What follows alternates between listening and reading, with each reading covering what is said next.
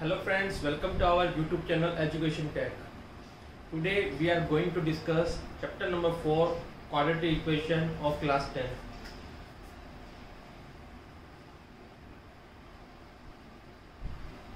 Quadratic equation.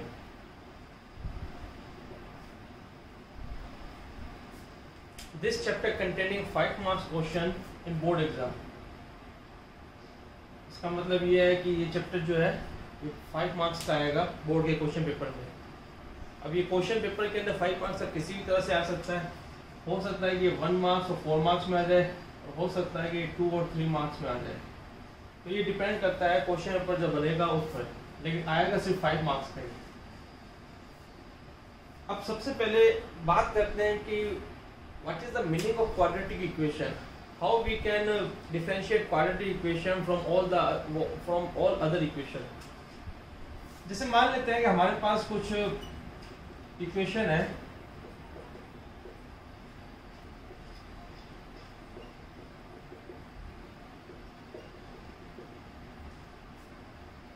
We have 4 types of equation. Equation इसलिए कहा जाता है क्योंकि यहाँ पर इक्वल का साइन है। You can clearly see that all the equation have equal sign. That's why we can call equation all the types of polynomial. But whenever we will put the equal sign there, it means that polynomial convert into equation form. Now we have to identify which one is quadratic equation, which one is other equation. Quadratic meaning if a variable has power 2, if a variable has power equals to 2, or we can say index equals to 2. अगर एक variable की power 2 के equal हो, highest power, अगर एक variable की highest power 2 है, lowest power का कोई मतलब नहीं है क्वाड्रेटिक इक्वेशन में, हाईएस्ट पावर 2 होना चाहिए। अगर 2 से ज्यादा है then that is not the form of quadratic equation. अगर 2 से कम है also that is not form of the quadratic equation. Here we can say this is variable. In all equation x is playing as the role of variable. Here value of power of x is 1, here power of x is 2, power of x is 3, and power of x is 4. Then we can say this is the form of a quadratic equation. This is the form of quadratic equation. This is linear equation, this is cubic equation, and this one is biquadratic. Biquadratic equation. But our topic is related to quadratic equation, so we will discuss all the quadratic equation and how to form quadratic equation, how work quadratic equation. हम इस video के अंदर इसके बारे में discuss करेंगे। तो सबसे पहले हम बात करते हैं कि क्वाड्रेटिक इक्वेशन की स्टैंडर्ड फॉर्म क्या है। What is the standard form of quadratic equation. Sometime question paper ask us what is the standard form of quadratic equation. Suppose we have this polynomial, हमारे पास एक पॉलिनोमियल है ax² + bx + c। अब equation है, it means equation का equal का sign लगाना पड़ेगा। ax² + bx + c = 0, where a does not equals to 0। यहाँ पे a 0 नहीं होना चाहिए। a, b and c ये सारे के सारे रियल नंबर्स है, मीन्स यहाँ पे a, b और c की कोई जो वैल्यू होगी वो रियल नंबर की फॉर्म में होगी। रियल नंबर कोई भी नंबर हो सकता है, रेशनल रिलेशन को कंबाइन करके हम रियल नंबर बनाते हैं।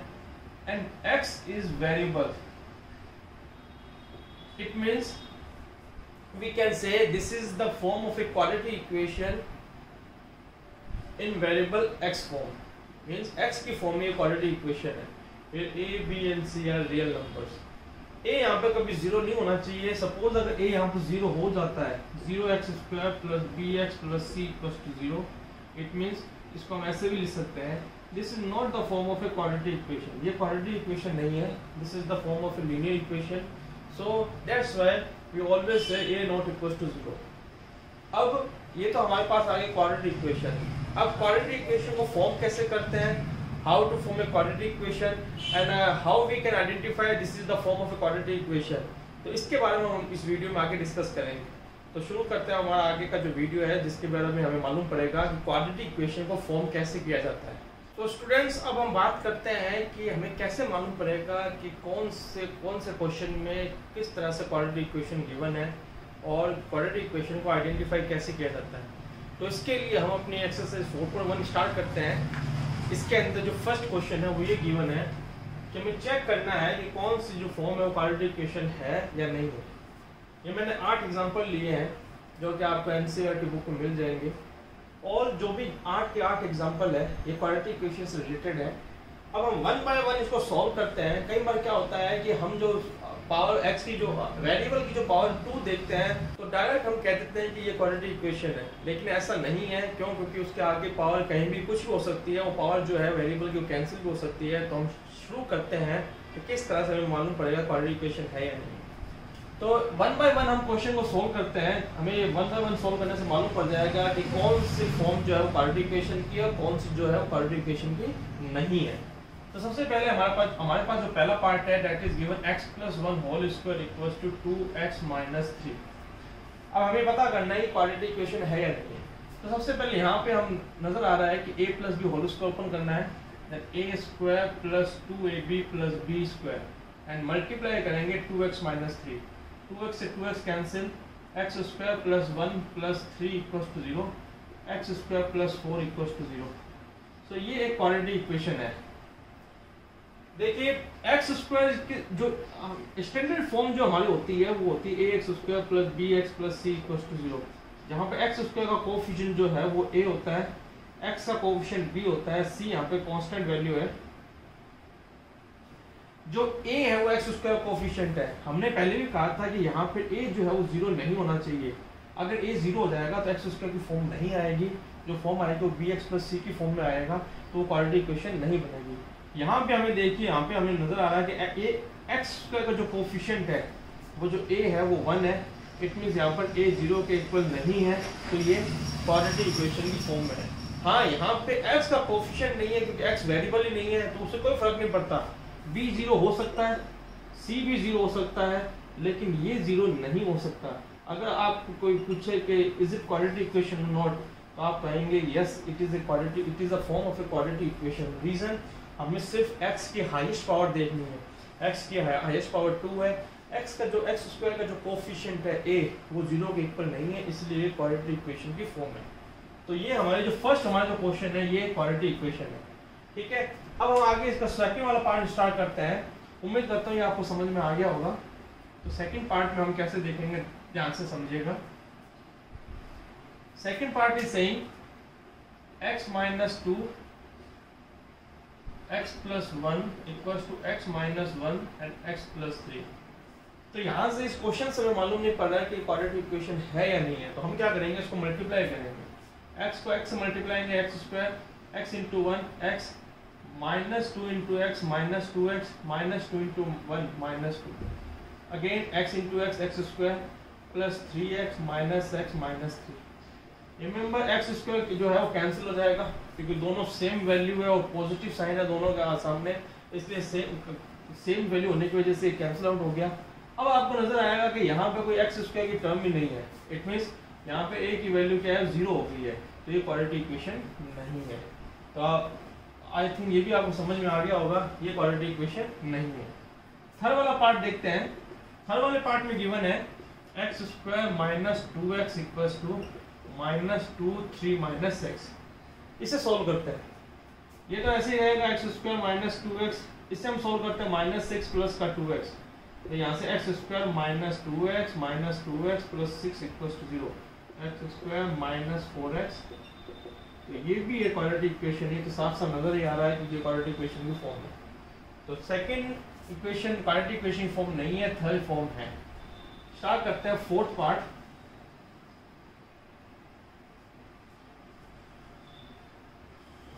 फोर्थ पार्ट भी जब आप सोल्व करेंगे तो x × x स्क्वायर हो जाएगा, यहाँ पर भी x × 2x स्क्वायर। तो इसको सोल्व करते हैं, ध्यान से समझिएगा आप। x - 3 2x + 1 x + 5। यहाँ से सोल्व करते हैं 2x square + x - 6x - 3 x square + 5। अब देखिए दोनों साइड x स्क्वायर की टर्म है, लेकिन ये कैंसिल नहीं होगा क्योंकि यहाँ पे 2 है, यहाँ पे 1x स्क्वायर है, तो इसको यहाँ लेके आएंगे 2x square minus x square minus 5x minus 3 minus 5 equals to 0। यहाँ से x square minus 5x minus 8 equals to 0, ये भी एक क्वाड्रेटिक इक्वेशन है, तो ये भी क्वाड्रेटिक इक्वेशन की फॉर्म है। कोशिश मेरी यही रही है कि आपको अच्छी तरह समझ में आए। फिर भी अगर आपको प्रॉब्लम है तो आप कमेंट बॉक्स में लिख सकते हैं, कोई भी अगर कोई भी क्वेश्चन से रिलेटेड क्वेरी है and you can write in comment box. अब ये भी आप अच्छी तरह से कर लेंगे, ये भी कर लेंगे। मैं इस वाले पार्ट को करके बता रहा हूँ, 8 वाले पार्ट, ये जो 3 पार्ट है, या कमेंट बॉक्स में बताना कि क्वाड्रेटिक इक्वेशन की फॉर्म में है या नहीं है। इस वाले पार्ट को करते हैं, जो लास्ट पार्ट है 8 पार्ट को करते हैं, ध्यान से देखिएगा। We are given 8 part x cube minus 4x square minus x plus 1 equals to x minus 2 whole cube। तो ये हमारे पास 8 पार्ट है, ये हमें प्रूफ करना है या चेक करना है कि ये क्वाड्रेटिक इक्वेशन फॉर्म है या नहीं है। यहाँ से ये तो ऐसे ही रहेगा x cube minus 4x square minus x plus 1 equals to 0। अब ज़्यादातर बच्चे क्या करते हैं, देखते हैं हाईएस्ट पावर वेरिएबल की 3 है तो इसको क्यूबिक बोल देते हैं, लेकिन ऐसा नहीं हो सकता। चेक करते हैं कैसे, यहाँ a minus b whole cube apply करते हैं, a क्यूब यानी कि x cube minus 3a square b plus 3ab square and minus b cube, x cube minus 4x square minus x plus 1, x cube minus 6x square plus 12x minus 8। देखिए x cube तो cancel हो गया, minus 4x square और ये यहाँ आएगा तो plus का 6x square minus x minus 12x plus का 1 प्लस का 8 equals to 0, 2x square minus 13x plus 9 equals to 0। It means this is also a form of a quadratic equation. तो ज़्यादातर 1 मार्क्स में इस टाइप का question आने के chances होते हैं कि हमसे पूछा जाता है कि ये क्वाड्रेटिक इक्वेशन फॉर्म है या नहीं है। एक और बात ध्यान से समझिएगा, अगर क्वेश्चन में ये भी गिवन आता है √3x square plus 2x plus 1 equals to 0, this is also a form of quadratic equation. Reason because we are going to check the highest power of variable। यहाँ a की वैल्यू से हमें कोई मतलब नहीं है, यहाँ पर भी वैल्यू मतलब नहीं है, यहाँ पर भी वैल्यू से मतलब नहीं है, हमें x की हाईएस्ट पावर देखनी है, तो उससे हमें मालूम पड़ेगा कि क्वाड्रेटिक इक्वेशन है या नहीं है। तो उम्मीद करता हूँ ये सारे पार्ट आपको समझ में आ गए होंगे। ये 3 पार्ट आपको अपने आप करने हैं, कोशिश रहेगी कि आप अच्छी तरह से कर लोगे, आई नो वेरी वेल। अब हम स्टार्ट करते हैं कि क्वाड्रेटिक इक्वेशन को फॉर्म कैसे करते हैं, how to formation of a quadratic equation. तो उसको स्टार्ट करने से पहले मैं आपसे ये कहना चाहता हूँ कि इस वीडियो को आगे एंड तक देखते रहिए ताकि आपको अच्छी तरह समझ में आए। तो स्टार्ट करते हैं हमारा फॉर्मेशन ऑफ क्वाड्रेटिक इक्वेशन का पार्ट। सो गाइस, अब हम बात करते हैं how to form a quadratic equation. Means quadratic equation किस तरह से बनाई जाती है, किस तरह से फॉर्म की जाती है। तो उसके लिए मैं यहाँ पे 2 एग्जाम्पल ले रहा हूँ, जो क्वेश्चन है आपके एनसीईआरटी, हमारे एनसीईआरटी बुक से रिलेटेड है। इसमें ये कहा हुआ है, फर्स्ट पार्ट की बात करते हैं, जो कि स्टेटमेंट प्रॉब्लम वर्ड प्रॉब्लम्स है, इससे हमें क्वाड्रेटिक इक्वेशन बनानी है। ज़्यादातर जो बोर्ड के क्वेश्चन पेपर में वर्ड प्रॉब्लम्स के आने के चांसेस होते हैं इस चैप्टर से, तो ध्यान से समझना। मैं आपको एक एक क्वेश्चन 1 बाय 1 अच्छी तरह से समझाऊंगा और एक बेहतरीन ट्रिक्स के साथ समझाऊंगा ताकि आपको प्रॉब्लम परेशानी ना हो। पहले बात करते हैं, the area of rectangular plot is 528 metre square. Rectangular plot है और उसका एरिया गिवन है। Area of rectangular plot given है। The length of plot is 1 metre.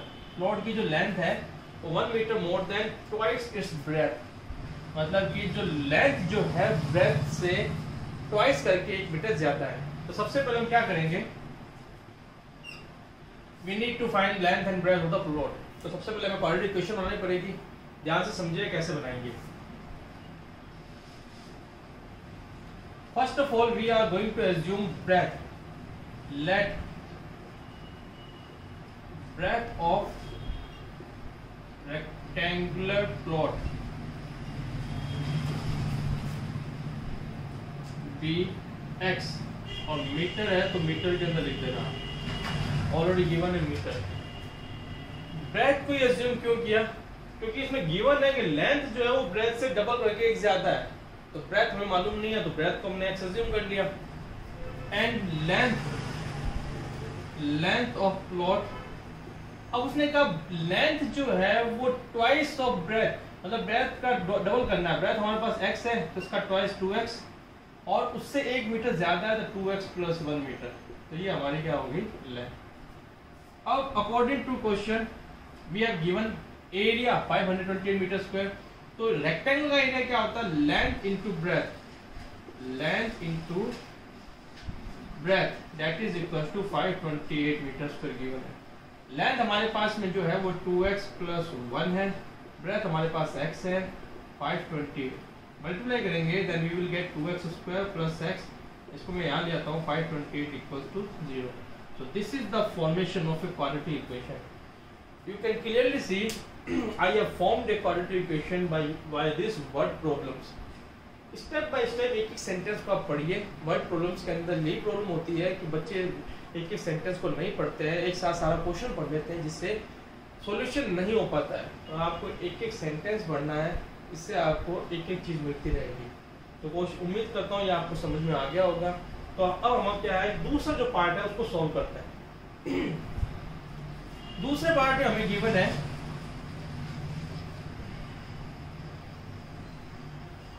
The product of two consecutive positive integer is 306।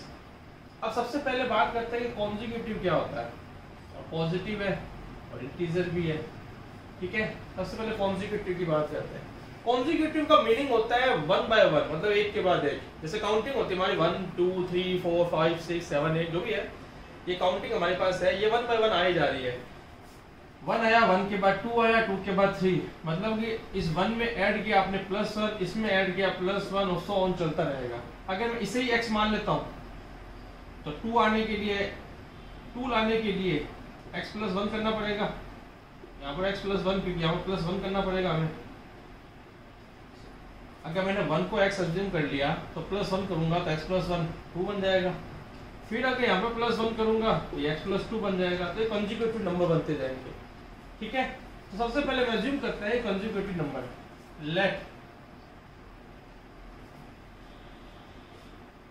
Late two consecutive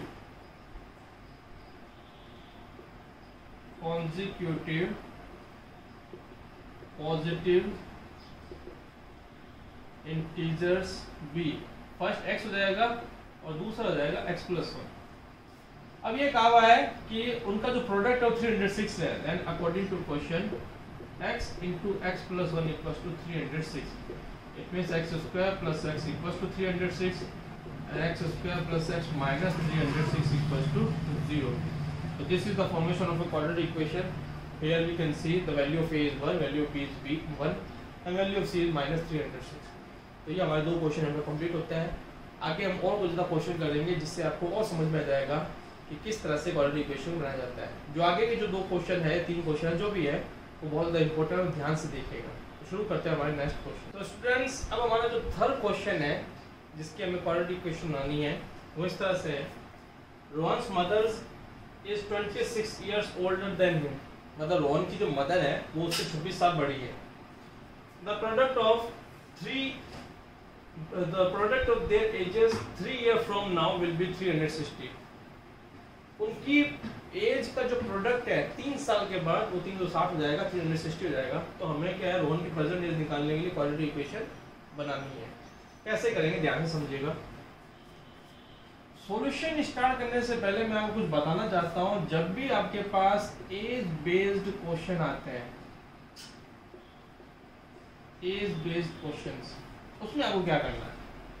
ज्यादातर as based question बहुत ज्यादा बच्चों के लिए डिफिकल्ट हो जाते हैं क्योंकि वो समझ नहीं पाते हैं कैसे करना है। देखो जब भी क्वेश्चन के अंदर आफ्टर, हैंस, फ्रॉम नाउ ये 3 वर्ड नजर आ जाए तो इसका मतलब आपको एज आगे ले जानी है। आगे ले जाने के लिए आपको एज में एडिशन करना है, प्लस करना है। ये बात आप ध्यान रखिए। जब भी आपको क्वेश्चन में ये 3 चीजें मिल जाएगी, after, hence, from now, one more thing I have missed that is later, ठीक है। लेटर वर्ड भी आ जाए तब भी आपको ऐड करना है। ऐड क्या करना है, कैसे करना, वो तो गिवन होगा क्वेश्चन पेपर में, क्वेश्चन में। और दूसरी बात, जब बिफोर आ जाए, यहां लिख देता हूं मैं, जब बिफोर आ जाए, एगो आ जाए, या फिर बिफोर एगो आ जाए, बाकी हम देखेंगे। उसमें आपको एज को पीछे ले जाना है, यानी कि सब्ट्रैक्ट करना है।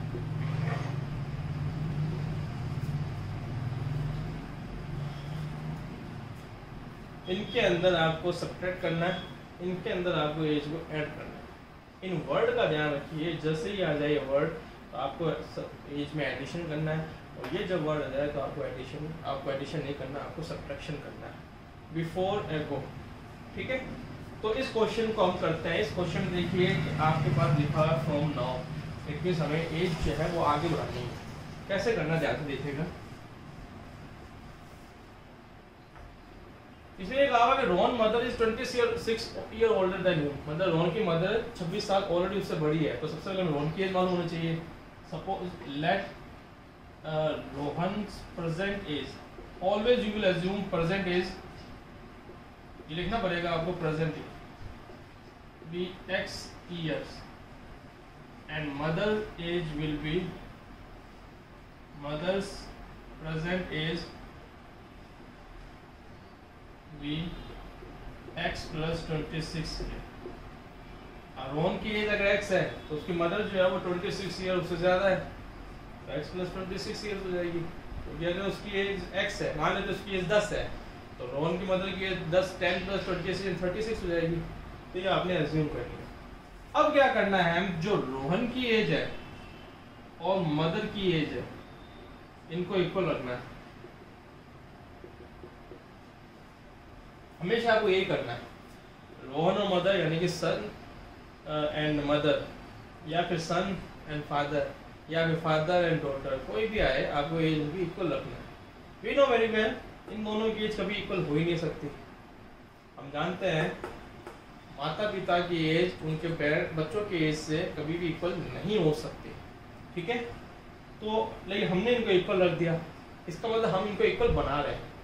अब पेरेंट्स की एज के इक्वल बच्चों की एज को बढ़ाना है, तो आप क्या करेंगे, या तो आप पेरेंट्स की एज को कम कर देंगे, या फिर आप जो उनके चिल्ड्रन से उनकी एज में एडिशन कर देंगे। तो हम कम करने वाला काम नहीं करेंगे, हम सिर्फ एडिशन वाला काम करेंगे। देखिए कैसे करते हैं। दोनों की एज को इक्वल रख लिया। अब आपको क्या कहा हुआ है कि 3 years फ्रॉम नाउ, मतलब कि फ्रॉम नाउ का मतलब ये है कि हमें एज में एडिशन करना है। कितने साल का, 3 years का। तो दोनों जगह 3 years एज एडिशन कर दो। यहाँ पे एडिशन हो गया, यहाँ पर भी एडिशन हो गया। तो x प्लस 3 रोहन की एज जाएगी 3 साल के बाद में। तो कैसे लिखेंगे, age of Rohan after 3 years, that is x plus 3, age of Rohan's mother after 3 years, that is x plus 26 plus 3, x plus 29 years। तो ये सिर्फ मैंने समझाने के लिए आपको बताया था कैसे करना है। ठीक है, ये सिर्फ समझाने के लिए है, मेन एक्चुअल ये है, ये पार्ट हमें करना है। ठीक है, तो मैं आई होप आपको समझ में आ गया होगा। तो इस पार्ट को मैं रब कर रहा हूँ, अब फिर भी नहीं आया तो आप वीडियो को रिवाइंड करके अच्छी तरह से देख सकते हैं। अब हमें क्वेश्चन में गिवन है कि दोनों की एज का multiplication, then according to question x plus 3 and x plus 29 is equals to 360। ये हमें गिवन है, ऑलरेडी इक्वेशन होना है, तो मल्टीप्लाई करते हैं। मैं इसको यहाँ लिख देता हूँ, मल्टीप्लाई करते हैं तो x square plus 29x 3x plus 87 equals to 360। X square 29x 3 into x and 3 into 29 जो होता है वो 87 होता है। X square plus 32x plus 87 minus 360 equals to 0। X square plus 32x minus 273 equals to 0। तो ये हमारे पास एक क्वाड्रेटिक इक्वेशन आ गई है। जब आप इसको सॉल्व करेंगे तो हमें क्या है कि रोहन की एज मिल जाएगी और उसके मदर की एज मिल जाएगी। उम्मीद करता हूँ ये क्वेश्चन या ये पार्ट आपको समझ में आ गया हो। नेक्स्ट हमारा क्वेश्चन है वो बहुत ज़्यादा इंपॉर्टेंट है, तो शुरू करते हैं हमारा जो नेक्स्ट क्वेश्चन है। तो गाइस अब हमारा जो नेक्स्ट क्वेश्चन है वो हद से ज़्यादा इंपॉर्टेंट है। रीज़न क्योंकि इस टाइप के क्वेश्चन बहुत बार आ चुके हैं बोर्ड के क्वेश्चन पेपर में, तो उसे ध्यान से समझिएगा और इसकी छोटी सी ट्रिक बताऊंगा, उस ट्रिक को हमेशा अपने दिमाग में रखिएगा। अगर वो ट्रिक अगर आपको आई तो आप किसी भी क्वेश्चन में जो इससे रिलेटेड है कभी भी अटकोगे नहीं। तो ध्यान से देखें किस तरह से किए जाते हैं। हमें क्वेश्चन गिवन है कि man travels a distance of 480 kilometre at a uniform speed. Means इसकी स्पीड जो है वो यूनिफॉर्म है, जैसे 30 मान लेते हैं 30 किलोमीटर पर आवर उसकी स्पीड है, तो उसकी जर्नी के अंदर जो भी स्पीड रहेगी वो 30 किलोमीटर रहेगी from source to destination. If the speed had been 8 km per hour less, अगर speed 8 kilometre per our less जाती है, then it would have taken 3 hours more to cover. It is well understood. Whenever you will less your speed, then you will it will take more time to reach your destination. ये हमें मालूम है। तो हमें क्या करना है, इसकी स्पीड निकालनी है, ट्रेन की स्पीड निकालनी है। ध्यान से देखते हैं कैसे करेंगे। बहुत इंपॉर्टेंट क्वेश्चन है क्योंकि इसके बहुत ज़्यादा इस टाइप के क्वेश्चन के आने के चांसेस हैं, और किस किस टाइप से आएंगे, कैसे कैसे टाइप के क्वेश्चन आएंगे, वो मैं आपको आगे 4.3 जब मैं करवाऊंगा तब आपको बताऊंगा कि ऐसे क्वेश्चन किस किस टाइप से कैसे कैसे बन सकते हैं। होंगे सारे एक जैसे क्वेश्चन, ठीक है। सॉल्यूशन सबका एक जैसे होता है। सॉल्यूशन के लिए सबसे पहले देखिए, हम अज्यूम करते हैं let the speed of train be x kilometre per hour. हमने स्पीड ऑफ ट्रेन अज्यूम किया वो x kilometre per hour. We know formula for finding speed that is distance upon time. Distance upon time, ये formula आपको याद रखना है, बहुत important formula है रिगार्डिंग दिस एक्सरसाइज। अब हमें गिवन है डिस्टेंस और हमें टाइम गिवन है, ठीक है। अब ज़्यादातर बच्चे क्या कहते हैं, स्पीड का फॉर्मूला लगाते हैं, जो कि गलत हो जाता है। हमें क्या करना है, ध्यान से देखिएगा। हम क्या करते हैं, हम यहाँ पर टाइम का फॉर्मूला लगाएंगे। टाइम इक्वल्स टू होगा distance upon speed, distance upon speed, ठीक है। हमें ये फॉर्मूला लगाना है। अब कैसे करना है, ध्यान से देखिएगा। गिवन है कि man travels a distance of 480 kilometre at a uniform speed. तो सबसे पहले यहाँ लिखेंगे time taken for travelling a distance of 480 kilometre. तो टाइम का फॉर्मूला क्या था, डिस्टेंस अपॉन स्पीड। डिस्टेंस हमने इतनी कवर की तो 480 आ जाएगा, और स्पीड हमने x एज्यूम की है तो हमने 480 अपॉन x लिख दिया। ये वो टाइम है, ये वो टाइम है जब स्पीड इंक्रीज नहीं हुई है और ना ही डिक्रीज हुई है, ठीक है। Now again time taken for travelling a distance after speed had been 8 kilometre per our less. तो जैसे स्पीड कम हुई तो डिस्टेंस तो वही रहेगी, स्पीड x माइनस 8 हो जाएगा। 480 अपॉन x, ये वो टाइम है जब ना तो स्पीड को इंक्रीज किया गया ना स्पीड को डिक्रीज किया गया। 480 upon x minus 8, that is this is that time whenever speed had been 8 kilometre per our less, ठीक है। ये चीज आपको अच्छी तरह समझ में आ गई होगी। अगर यहाँ एडिशन करना होता तो स्पीड को ज्यादा लिख देते, 8 किलोमीटर पर आवर मोर, तो हम x प्लस 8 लिख देते। अब इसको करना कैसे, ध्यान से देखिएगा क्योंकि इससे आपको क्वाड्रेटिक इक्वेशन लानी है। अब ध्यान से देखिएगा, मैं इस पार्ट को, मैं इस क्वेश्चन को मिटा रहा हूं।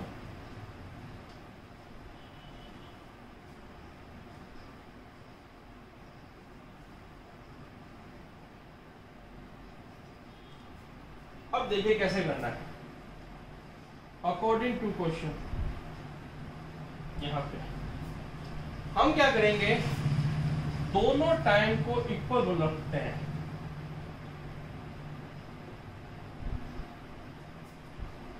मैंने क्या किया, दोनों के दोनों टाइम को इक्वल रख दिया। हालांकि दोनों टाइम इक्वल नहीं है, लेकिन दोनों टाइम को आपको इक्वल रखना है।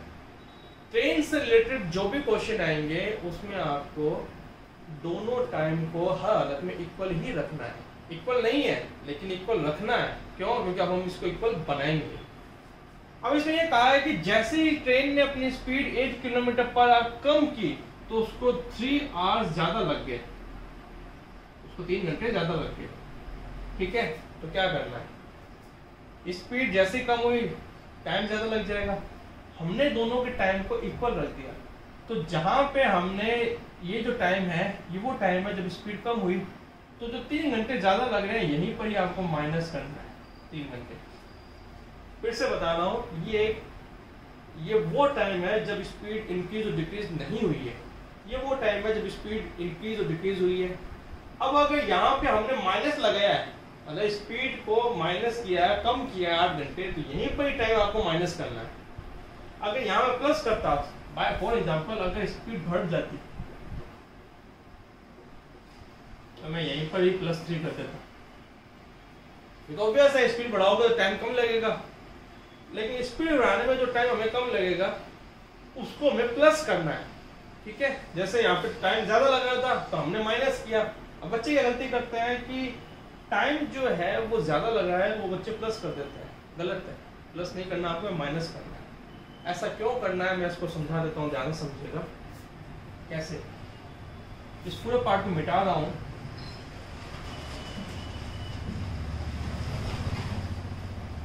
अगर आपको समझ में नहीं आया तो वीडियो रिवाइंड करके अच्छी तरह से देख लेना ये पार्ट। अब हमने माइनस ही क्यों किया, थोड़ा एक बेस्ट एग्जांपल के साथ समझाता हूँ, ध्यान से देखिएगा। सपोज करते हैं कि आप अपने स्कूल से, आपकी जो स्कूल ऑफ होती है, तो आप घर पे जाने का जो टाइम है वो आपका 15 मिनट है।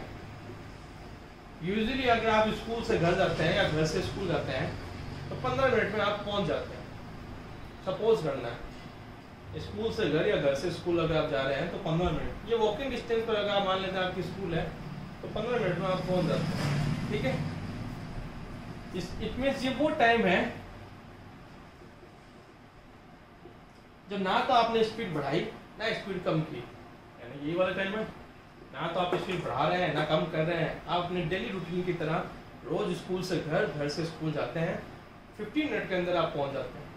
ठीक है, तो ये वो टाइम है, ये मैंने यहाँ लिख दिया इससे। ठीक है, किसी कारण आपने एक दिन क्या हुआ कि आप किसी वजह से घर जाने में आपको देरी हो गई।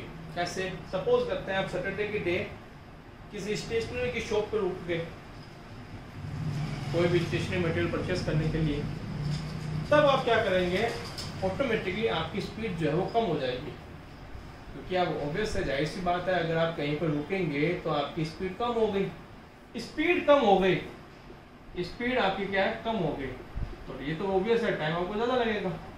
ठीक है, तो स्पीड कम होने की वजह से टाइम ज़्यादा लगा, अब आप घर पहुंचे 25 मिनट में या 25 मिनट।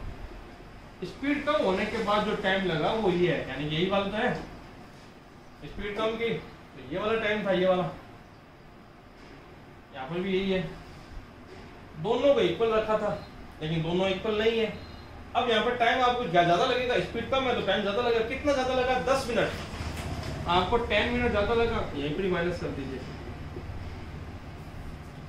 ठीक है, कई बार बच्चे कहते हैं यहाँ प्लस कर दें तो भी सही है, लेकिन मैं यही कहता हूँ अगर आप यहाँ माइनस कर दें यहीं माइनस करें, यहाँ माइनस कर दें ना स्पीड, तो यहीं पर आप टाइम माइनस कर दें, यहाँ अगर आप प्लस करें तो यहीं पर आप प्लस कर दें। ठीक है, इसी तरह से जैसे मान लेते हैं कि अगर स्पीड आपकी ज्यादा हो जाती है, स्पीड ज्यादा हो जाती है तो ऑटोमेटिक टाइम कम लगेगा। जैसे मान लेते हैं ये तो आपका नॉर्मल टाइम है घर पहुंचने का, किसी दिन आपको कहीं बाहर जाना है, आपने स्पीड आपकी ज्यादा तेज हुई, क्यों, उस दिन आप वॉकिंग डिस्टेंस पर आपकी स्कूल है, उस दिन आप क्या है किसी व्हीकल से आप अपने घर जा रहे हैं, तो व्हीकल से घर जाने के बाद स्पीड आगे बढ़ जाएगी तो टाइम आपको कम लगेगा। मान लीजिए स्पीड बढ़ गई, टाइम कम लगा, आप जो घर है वो अब आप क्या पहुंच गए, आप 5 मिनट में पहुंच गए, 5 मिनट में पहुंच गए। ठीक है, तो अब आप क्या करोगे, इसी के अंदर प्लस कर दो 10 मिनट, क्योंकि इक्वल बनाना आपको। ऑब्वियस है स्पीड बढ़ेगी, यानी कि 480 अपॉन x + 80 तो होगा, स्पीड बढ़ेगी तो इसमें आपको +3 करना है जो भी है। ठीक है, उम्मीद करता हूँ ये वाला पार्ट आपको समझ में आ गया होगा। अगर आपको ये समझ में नहीं आया तो फिर से एक बार देखिएगा, इसको जरूर आपको समझ में जाएगा। और ज़्यादा से ज़्यादा मैं आपको एक ही बात रिकमेंड करूँगा कि जब भी आपको स्पीड कम आपको लिखा हुआ आता है कि स्पीड कम है, तो जहाँ माइनस है वहीं माइनस लगा दो, जहाँ प्लस है वहीं प्लस लगा दो। अब इसको सॉल्व कैसे करेंगे, क्योंकि क्वाड्रेटिक इक्वेशन की फॉर्म लानी है, तो हम क्या करेंगे, इस -3 को यहाँ लेके आ जाते हैं, 480 upon x plus 3 equals to 480 upon x minus 8। इसको वहाँ भेजते हैं, 3 यहीं रहेगा, 480 upon x minus 8 minus 480 upon x. 3 equals to यहाँ से 480 कॉमन लिया आपने, 1 upon x minus 8 minus 1 upon x. 480 upon में आ जाएगा, यहाँ एलसीएम लेंगे x इंटू एक्स माइनस 8 यानी कि x माइनस एक्स माइनस 8। इन दोनों का एलसीएम यही तो होगा, इससे ये कैंसिल हो जाएगा, x को 1 से मल्टीप्लाई करेंगे तो x माइनस इन जगह पर ही है, x cancel, x minus 8 into 1 x minus 8, ये कैंसिल हो गया, 1 अपॉन 160 आ जाएगा, यहाँ x minus x plus 8 x square minus 8x, ये कैंसिल हो गया, क्रॉस मल्टीप्लाई करेंगे x square minus 8x equals to 160 into 8 minus, this is the form of a quadratic equation. ये हमारी क्वाड्रेटिक इक्वेशन बन गई, where x is the speed of train. ये question आपको बहुत ज़्यादा अच्छी तरह से समझना है, कोशिश करता हूँ या आपको उम्मीद करता हूँ आपसे कि आपको समझ में आ गया होगा। नहीं आया तो आप प्लीज़ रिवाइंड करके वीडियो को जरूर देखिएगा, क्योंकि बहुत ज़्यादा इंपॉर्टेंट क्वेश्चन है। This is the important part of this exercise, or you can say this chapter, because such type question definitely will get in your board exam. तो ये हमारा यहाँ पर 4.1 जो एक्सरसाइज है एनसीईआरटी की वो कंप्लीट होती है। आगे जो नेक्स्ट एक्सरसाइज है इसका जो बेसिक है वो मैं आपको बताऊंगा, इसमें आगे कैसे करना है, क्वाड्रेटिक इक्वेशन को किस किस मेथड से सॉल्व करना है, ये सब का सब मैं आपको डिस्कस करके अच्छी तरह से बताऊंगा। तो आज के लिए इतना ही, उम्मीद करता हूँ ये आपको समझ में आया होगा। वीडियो पसंद आए तो इसे लाइक शेयर कमेंट करना ना भूलें। अगर आपको कोई भी क्वेरी है, कोई भी प्रॉब्लम है किसी भी क्वेश्चन से रिलेटेड या किसी भी चैप्टर से रिलेटेड, तो आप कमेंट बॉक्स में मुझे लिख सकते हैं, मैं डेफिनेटली हर कमेंट का जवाब दूंगा, रिप्लाई करूँगा। आशा करता हूँ, उम्मीद करता हूँ कि आपको समझ में आया होगा। तो आज के लिए इतना ही, thank you so much, keep watching, keep supporting us.